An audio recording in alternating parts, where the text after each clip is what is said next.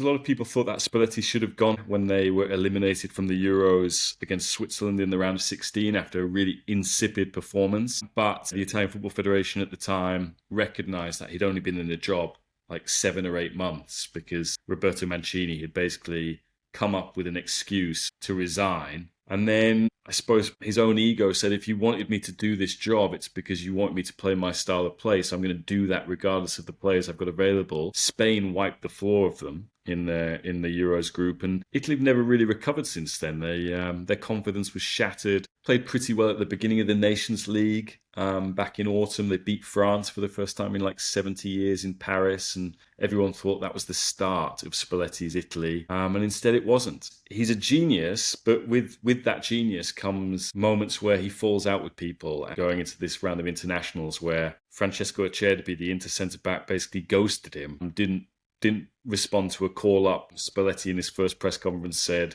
Acerbi's ignored me. Acerbi then took to social media. Roberto Mancini liked Acerbi's Instagram post. It's a problem when your team has a lot of Inter players in it. If you end up taking on a very big name Inter player, so I think that's ultimately why the Italian Football Federation said, "Thank you, Luciano, but it's just not working."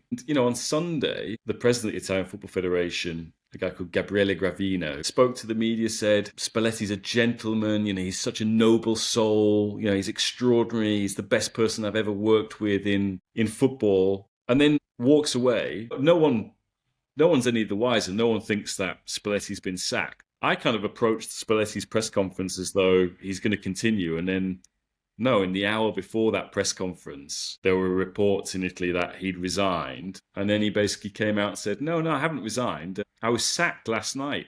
Great training session this afternoon.